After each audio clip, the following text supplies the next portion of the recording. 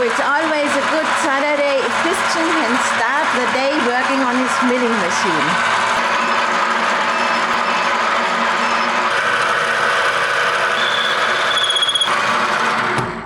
Okay, need a reamer.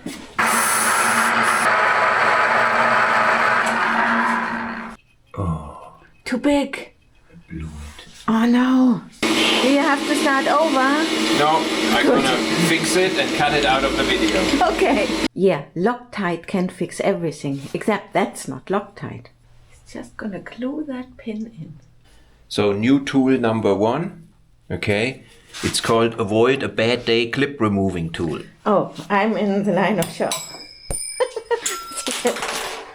It's in our brand new oil pan, which he purchased after all the messy work has been done. Tool number 2 called Avoid Bad Day Clip Installation Tool. Oh my God, that is the worst part. In. Awesome. That is awesome. Christian, you're gonna have to make a drawing and post it on our Patreon page. That saves about 2 hours and 5 years out of your life.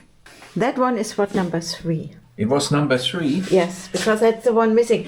Filling out that whiteboard took a couple of hours and my head is almost smoking. But I finally understood it. This is how to puzzle the piston, the rods into the correct bores, onto the correct pins on the crankshaft, okay? For this TDV6 SDV6 diesel engine. And it makes no difference at the end because we're working in microns. So that is something you can't even measure in inch. How much is a micron in inch? I tell you, 0.00001 inch, okay? So forget about trying to do that job in inch. So what does Dave do? Huh? Nothing. And we got the secret spreadsheet. In the last episode, we put the crankshaft. Oder was waren die letzte? Das ist die jetzt kommt. The last episode is the one we actually showing on Sunday. Now the episode after that, we're installing the pistons. Okay, now I got it. In the last episode, we installed the crankshaft into our SDV6 engine block. And before that, we did the line boring job. So please follow up on those 2 episodes. And in this episode, we're gonna take care of how the pistons go into this block. Ford has a particular procedure which is not very well known, and we're gonna try to explain this in this episode. And trust me, it's gonna be confusing and funny. Hope you enjoy the video.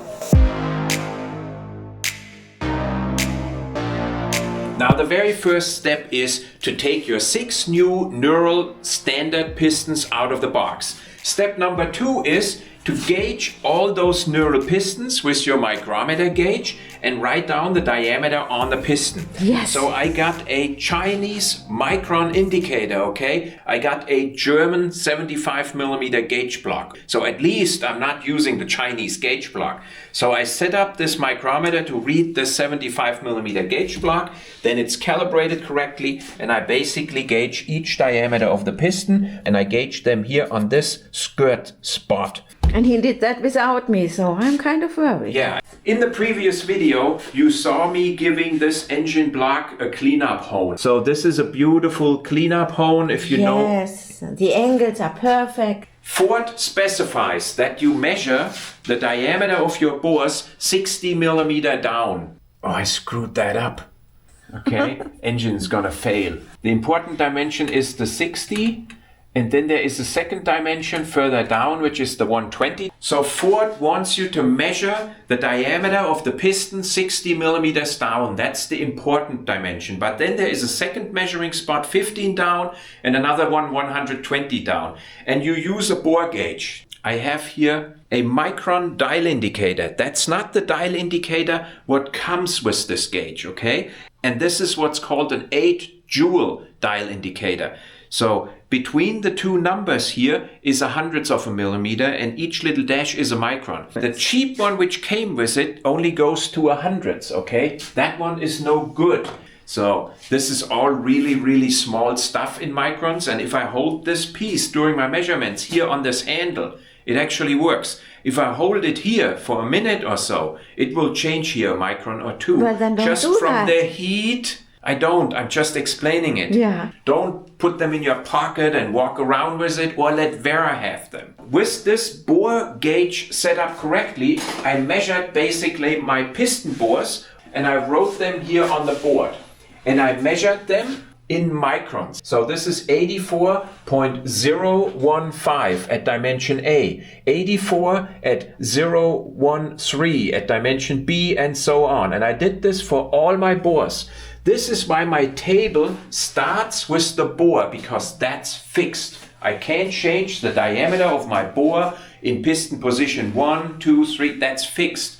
But I can change what I now puzzle into those bores. So I measured each bore basically at 15 millimeter down, at 60 millimeter down, and at 120 millimeter down. And I measure into the rocking direction of the piston, not side to side, okay? And I wrote this down here in my table, so I have 3 values for each of the bores. Now, out of those dimensions, I computed an average, which is the blue number here in this line, in microns, okay? That's very little inches. And then I computed an average out of the upper 2, because I personally feel the upper 2 are the important ones. Those are the ones where the combustion is happening, okay? So my average on cylinder 1 is 84.014. Now, out of that, I found out which bore is the biggest and which bore is the smallest. Those numbers are quite different. No, we're talking microns. If they would be inch, you would have to take 1 digit here out or 2. You wouldn't even see it. This would be blank. There would be nothing filled out. And how many feet are in a mile? Nobody knows. Let me show you guys how this works with the inches real quick. What plans are there for men of color such as I? Distance will be measured in inches, feet, yard, and miles. Now listen. So 12 inches to a foot? 12 feet to a yard. If it were only so simple. 3 feet to a yard. And how many yards to a mile? Nobody knows. Okay, well, how many feet to a mile? 5,280, of course. It's a simple number that everyone will remember. That explains everything why the units are screwed up in the US. George Washington did it, as you saw here. Now you can see why we measured the piston diameter, because we want to associate those now to our bores. At least so we don't get a disadvantage by doing that. Of course, we have only 6 pistons, so we have only one choice. But what we could clearly see here is that this is the largest bore we have, and we can use there the largest piston. And I even got 2, pistons ending in 70 microns, okay? So that's why I associated 5 and 6 here. And then the smallest piston I have, I put here on my 14 in number 3. So at least I don't make it worse. And I can calculate now out of my piston diameter and my bore diameter, the piston gap. And from my Ford specification, I know now that the gap needs to be between 0.046 and 0.092. And I'm well in that range. So if I wouldn't do this gauging with my high precision Chinese micrometer gauge, I could really make this worse. That's the point. Try to avoid making it worse. So statistically, we're not making it worse. Statistically, we're also not making it much better. I mean, if this would be a Toyota, you could just take those parts all off and put them in a bag, shake them around and put them in the engine. That would be good enough. But for a Land Rover, okay, you gotta digest all of this and really think about it for a day or 2, and then you puzzle it together. And your engine will appreciate that. He just loves spreadsheets. That's completely out of context, okay? Now the next big job is the rods. Here are the rods, okay? Oh, don't get me started. And you can see that we have a lot of rods here, okay? The reason is we have 2 sets of rods out of really badly failed engines. One crashed and ripped off a connecting rod, and the other one had a significant bearing failure and it melted a piston. That's a melted piston. We believe it's caused by a clogged squirter. Because I found that clogged squirter and I cleaned it up and I put it right back into this engine because I didn't have another one, okay? But more to the clogged squirters actually in the next episode, okay? I will make an extra episode on how to check the oil delivery and supply system of this engine. 4 or 5 rods from one engine, 4 or 5 rods from another engine, and I also bought 4 new rods because I felt I'm not gonna have enough good rods. So I ordered 4 OEM rods from Ford, and I can see that they are OEM because on this engraving here, and they have this white stripe here, and the white stripe does not have a number on it. When you take them out of your engine, there's actually a number on here, which is the install location. That's how they puzzled it together in the plant.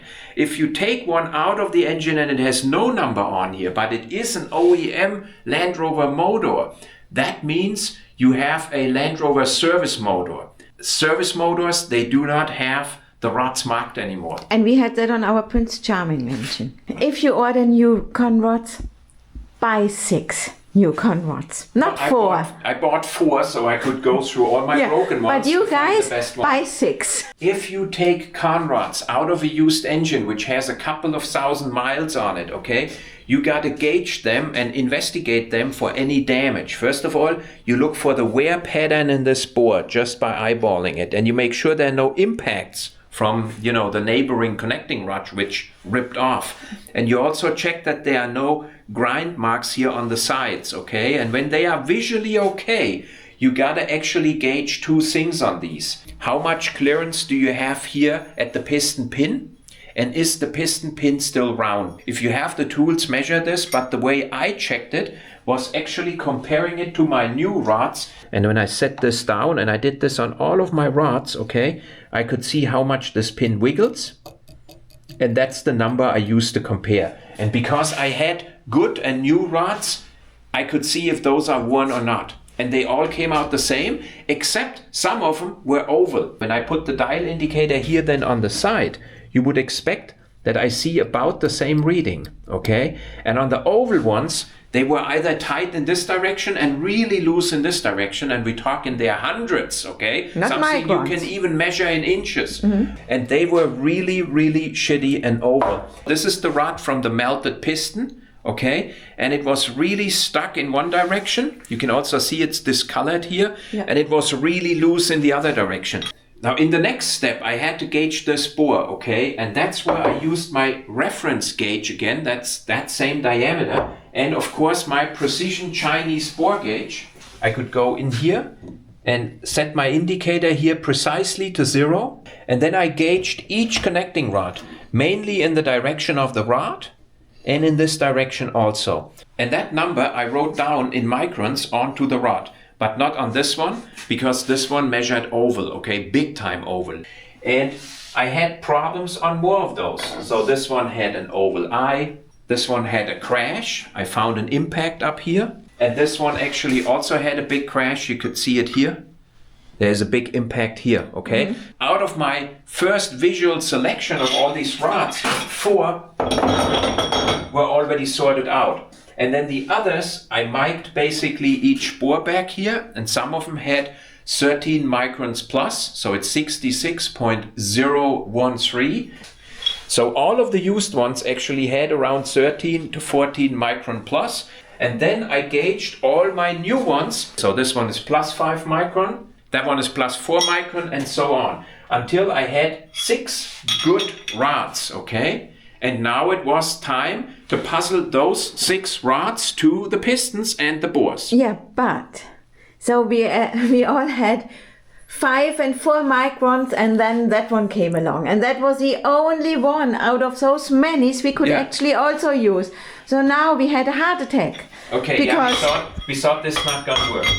So in order to get now the connecting rods into the correct location on the crankshaft and associated to the correct bore of the cylinder, you basically need this chart for the Ford SDV6 TDV6 engine, the 306 DT. Now this chart specified right here the diameter of your crankshaft big end pin. and that is actually printed onto your crankshaft. There is a 6-letter code on your crankshaft, if it is an OEM crankshaft. JJKNJI. This is the letter code we have. I also wrote down my crank date and the crank time, okay? The crank was manufactured 0403 in 24. So it's a fairly new crank out of last year. Having the data from the crank, I can now associate my main bearings with that letter code here on my chart, okay? I got one I got 3 J's, and I got one N, and I got one K. Now in the upper column, I have my rod diameters, which I measured. So I know I have one 66.013, and I have a couple of 66.004 and 003. Now those, I got to puzzle now to those, and I have to fit them with the correct bearings. And I ordered me, to make that easy, only the yellow bearings from Tasca Parts in the US. 6 boxes with the yellow bearings right here. And then they shipped me the 6 bearings for the lower connecting rod, the ones which do not take any thrust. Those are non-graded, and they basically bought only in one size. So that was all good, except that one box which came from them. Can you believe it? Was empty. One box is empty. So we ordered all that stuff out of the US. And had to wait. And now one box is empty. So I don't know if Ford messed up or Tasca, but it's unbelievable. Anyway, so I wrote them an email, and they gave me whatever, the $23 back for this shell. But that doesn't help us. We're missing now one shell. Yeah, so we're thanks, gonna have to Tasca. go through our 5 or 6 sets of used engine bearings and find the best used lower shell and install this. With this chart, I can now puzzle basically my connecting rods to the correct pin on the crankshaft and associate them into the correct bore. The first step to do that is to write down your 6-letter code to the correct piston. And that's where you can stumble into the first issue already, because the letter code you read is JJKNJI. On yours it will be different, of course. But the order on the crankshaft is the same order as the engine pistons are numbered, okay? On the SDV6 in driving direction, okay, this is piston number 1, 2, 3, and this is 4, 5, 6. And this is also how you count and name your big end pins of your crankshaft, okay? And that's why you have to write down this order. It's 1, 4, 2, 5, 3, 6. So J is 1, J is 4, K is 2, and so on. And this order I transferred here now to my big end. So my piston 1 is a J, my piston 2 is a K, and so on. That's the first step. You can really screw up. But again, you screw it up in the microns, okay? It's anyway off the scale for the inch people. And it's just about the 5th position you can screw up, so it doesn't matter anymore. Yeah, and by the way, they have a typo here in it. Look, it said here IIK, so they missed the J. Oh my God. So I could basically read from my letter code the correct diameter here out of this table. That's what I wrote down here. And below, I associated now the connecting rod to the pin. And I did this by basically using the biggest rod for the biggest pin and the smallest rod for the smallest pin. And when I read that out of the table now for my yellow bearing, I can read the tolerance for the gap I'm supposed to have. So here's then what this table says for the gap in this combination, 0.069 to 0.053. And those numbers are within the specification for the big end gap given, and we're going to be able to verify this now using a plastic gauge test like always. The plastic gauge test will decide if we screwed up or not. You should also try to get more connecting rods than only 4, like I did. Yes. In the past, we used here king bearings, okay, for the connecting rods, and then you kind of stuck with what you have, okay? One of my viewers wrote into the comments, well, you should always go for the smaller oil gap, so when the bearing wears in, that you still have some room to go.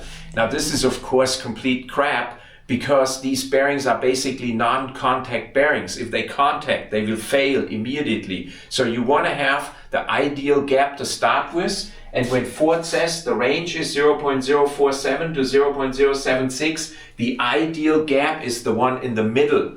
The OEM bearings do look much nicer than the king bearings, I have to say. You don't have to clean them up with Scotch-Brite or anything. They come out of the box and they are clean. So this is actually pretty good. It's just that we're missing one. we're missing. Yeah. Unbelievable.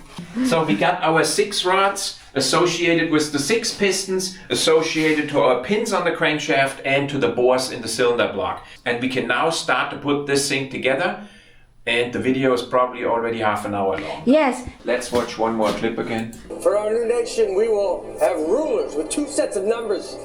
Inches on one side, centimeters on the other. So we can see where they line up. Yes, except that they don't line up and they never will. There is an arrow on each piston and that arrow got to point forward.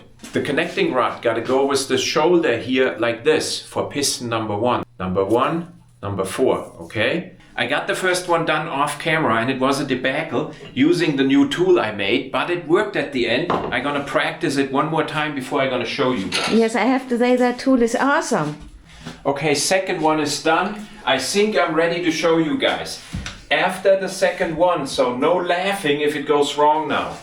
I put some oil here, put my bullfrog piece in here, arrow facing this way, shoulder of the conrod going this way.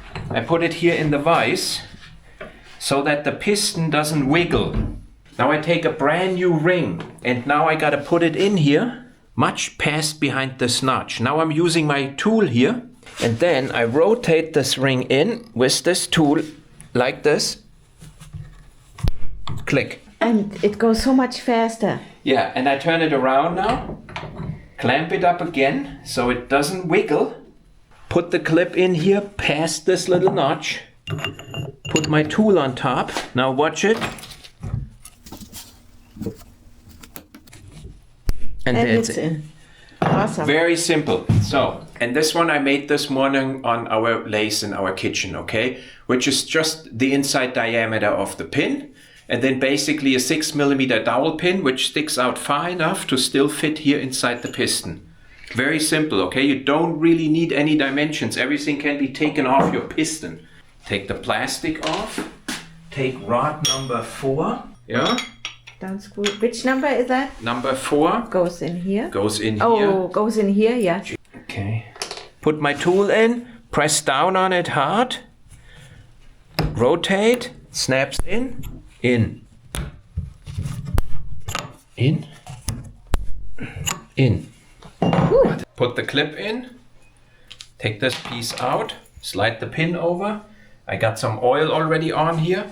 Get this assembled together. Put it in the vise so the piston is not slapping around back and forth. Take the circlip out of the box where there is some oil inside. Put the circlip in here, overlapping with that gap. Right here. Push down hard on it. Clips in. Turn the piston around. Bullfrog clip out. And in. And done. So next step is cleaning the cylinder bores one by one, making sure they're really spotless, okay? Big discussion about when are they clean. Yes. So we do that on all 6. So now I'm also gonna wipe down all the big end pins here. With a dirty microfleece. So they already got some oil on. Ah, damn, there's a bug in here. We also give all the bores a little bit of a wipe. You want your engine to smoke a little when it fires up the first time, okay? Yes. We're gonna have to do a plastic gauge test on the connecting rods now, and we're gonna show you the result of the first one and our entire procedure we show you on the second or third one when we have it a little bit more dialed in, okay? So he's not talking about the plastic gauge test, but the installation procedure of the pistons. Yeah. Meaning that the piston rings are in the correct order, that his piston installation tool works flawlessly, stuff like that. But I'm supposed to film. Yeah. I just got yelled at. He said we're gonna film the second or third one. Sometimes the engine is the other way around. We move it a lot. Here's a gap alignment. Upper compression ring, lower compression ring. Aligned as on this picture. This is good. This goes over my ring installation tool which I made with a 2 or 3 degree taper. Yes. No drawing? Yeah, it goes in. Crankshaft pin down. This goes in like this. I push this home. And the piston is in. Now I gotta turn this around. Without the piston dropping. There. And there it's home. Yeah, you can see it here. Okay. And now I can do the plastic gauge test. I have viewers who are confused by that calendar. There's nothing to be confused about. He's cutting the plastic gauge. Yes. Okay. Okay, put a bearing shell in here. Now, Okay. plastic gauge bolts. I have them marked so we don't accidentally install them. 2. And then I have this torque wrench set, 90 degrees. And we You gotta open up again. I thought it's broken. Okay. Not the funny video. Okay, pray. 0.053 to 0.069. Okay, we are between 0.05 and 0.063. According to Christian's spreadsheet here, that is right in spec. Wow. On Yeah. piston number 1, we computed according to the tables from Ford that we should reach 0.069 down to 0.053. When we have now our first plastic gauge test done, we can clearly see we are a little wider than 0.05, but we don't quite hit 0.063. Using plastic gauge, we verified that this table is in the ballpark. Plausibilized. No. Plausible? What do you want to say? Plausibilisiert. Our readings out of the table match our real world. This is an additional little statistical step where we can say we did not screw this up entirely. Yes. We're gonna clean the plastic gauge strip off. Oh no. What? We didn't take a picture. Take a picture. You just have to take the picture out of the video. That's a good idea. Okay. So we'll take it out of the video, you're Yes. right. The bolts which came with this connecting rod, I have all the residue from the plastic gauge cleaned off. Put the bolts back in. Gotta see them by hand. They get 90 degrees and it must click so we have the minimum torque. That's what should go up and down. This is always so satisfying. Oh, what do you think the piston protrusion is going to be? It's gonna be good. It's going to be a 3 or a 2? I think it's gonna be a 2 this time. Oh, really? Yeah, because from the tendency we brought the crankshaft closer to the deck. Maybe that is a, yes, that block is okay kind of mark. That's gonna be a 180,000 kilometers ago. Okay. So piston number 2 goes in and you're gonna see this now in all detail, okay? Oh my God. The graded bearings go here onto the conrod. The non-graded bearings go onto the cab. Right there. Now I'm gonna arrange the piston rings according to this drawing. Those piston rings from the neural pistons are basically pre-gapped, so I don't have to monkey around like the Americans do, gapping any pistons, okay? That's not necessary here. Yep. Okay, like this much. Now I insert this over my homemade installation tool, which you can also buy off eBay, and you don't need a drawing from me. I'm gonna have to give this a little bit of a wiggle. I can clearly see the middle of the piston here on this little mark. This goes in here. Now I push the piston home. Yeah, without any force and without any ping. And it's not going to fall down that easily. Bring it home, right here. I cut the plastic gauge in the correct length here. Put it across. Yeah. You know. Put the cap on here.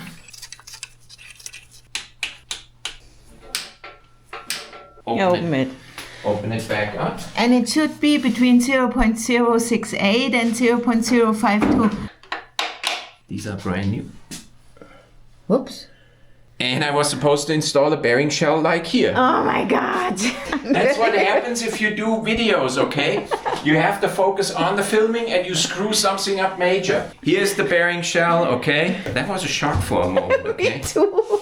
That's why we're using plastic gauge bolts, okay? Yes. So we do not wear out our real bolts. You're only supposed to tighten them 2 or 3 times in total. Good thing it But didn't it's happen only- to me. You know, that's why it's important you don't have any parts left over when you're done. I wonder how many viewers went like, oh my God, you forgot it! Ooh, you know what? We're gonna have to use a little bit of oil here because you can see. Yeah. So we have to add 1 millimeter to this. Yes. It would be a little wider than this one if we add this last millimeter. And it would be a little bit less than this one if we add the last millimeter. And so it's awesome. We'll Good. take a picture of this. Yes. Okay, we'll clean this back up. And this is now the final assembly. So it is a really good idea to have the bearing shell installed. And you cleaned up the shell. Yes. Okay. But Christian, stop. What? We're not using the plastic gauge screws for the final installation. Oh, okay, that's why they have a white mark. Yes. Yeah. To put...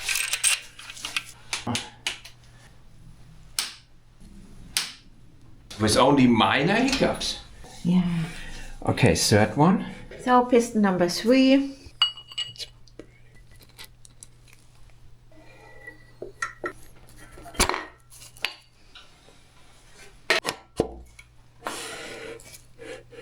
This time I try it without screwing up, okay? And what did we miss last time? Oh, a bearing.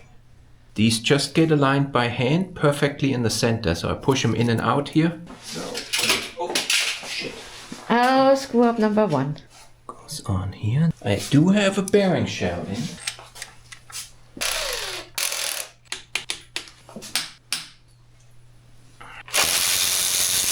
This time I take it out. Plastic gauge stuff sucks. So we should have gotten the British stuff again. Yeah, this is now happening on every single one. This one is almost not useful. I think this one is decent. Yeah. And I can see that it's in spec. The gap is larger than 0.05 and a little smaller than 0.063. And this is number 3.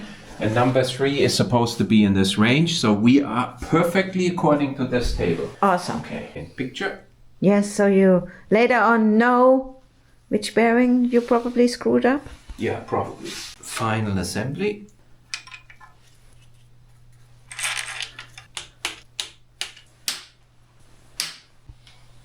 And one more done.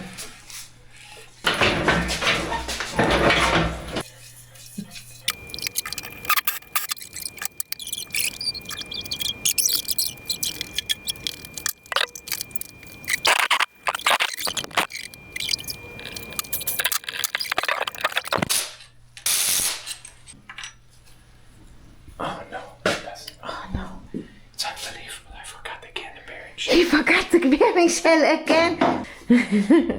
Oh, Christian is wearing his built kinda tough t-shirt. I believe I forgot that the second time. I'm gonna cut that one out of the video. No, you're not. Stop laughing now and shut off the camera. I'm sorry. Ooh, that's a nice one. So we use now silicone grease.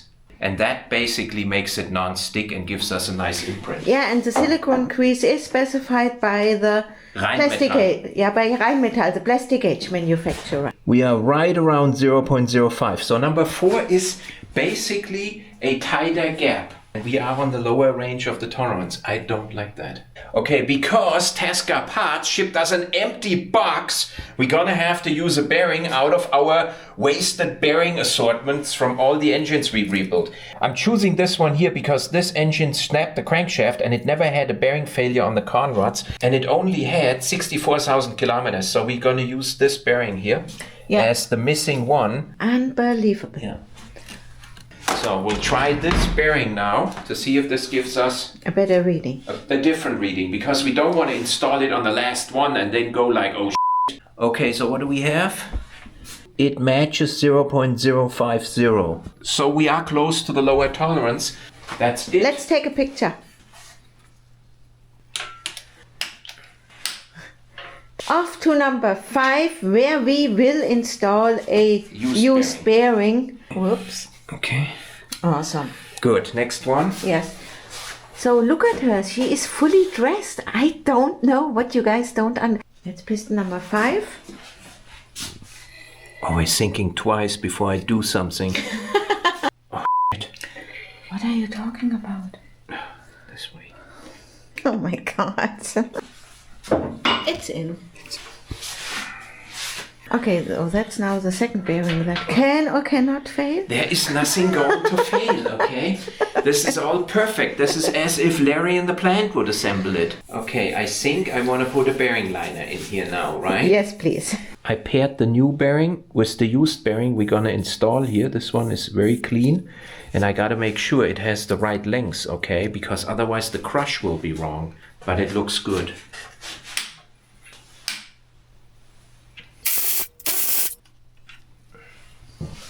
Yeah, that one definitely is a wider gap like we're supposed to have. It's definitely larger than 0.05, but not quite 0.063. So that one is really good. This is how we want So it. we matched well. Picture. So if you look at piston number 5, the gap is larger and that matches our plastic gauge result. Okay, that gives us a lot of confidence. Even so, I forgot twice the bearing liners. Look, this is a used bearing with 63,000 kilometers. Yeah. One more to go. Okay, enough footage of me screwing up stuff. Good. And last one. Goes in. Okay. Good. If you used one of those bushings once, you're never gonna use those stupid bands again. Okay, the last one. Did I put a bearing shell in? Yes, you did.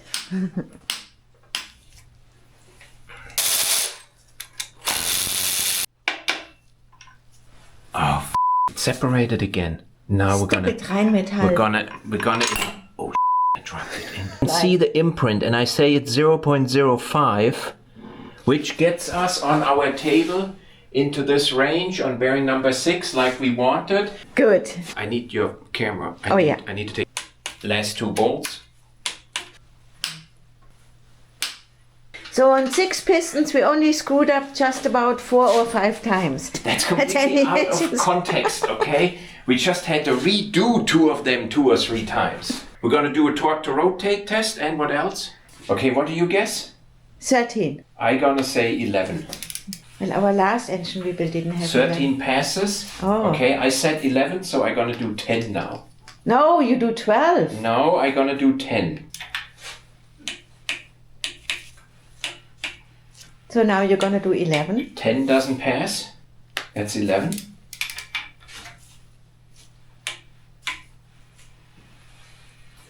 Eleven goes. Yeah, that's awesome. That's the best we had so far. Yeah. 11 works, okay, but not with breakaway, listen. Oh no, with breakaway too. Cool. Okay, so proof to everyone, 11 Newton meters torque to rotate crank and pistons. That's really good. Spec is up to 25, okay? If you got one with 24, trust me, you're gonna find chips soon.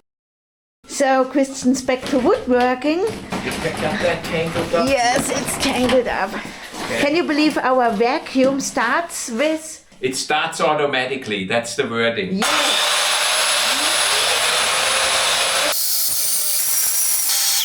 See, it even has a shut-off delay, okay? When I turn this unit off, it keeps on sucking. So That is awesome. There's certainly no dirt getting into our engine block, which we already assembled partially. Ah, Jesus, this is definitely a measure 5 times and cut still wrong once project.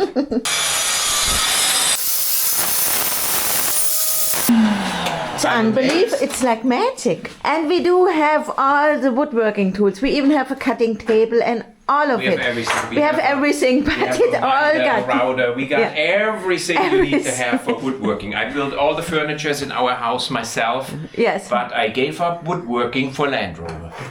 But we gotta come to an end here. We're done with our blog before you guys have to go and watch now woodworking. We want to thank our Patreons a lot for their support, and We'll see you next Sunday. exactly, now you can still keep on filming, but we got that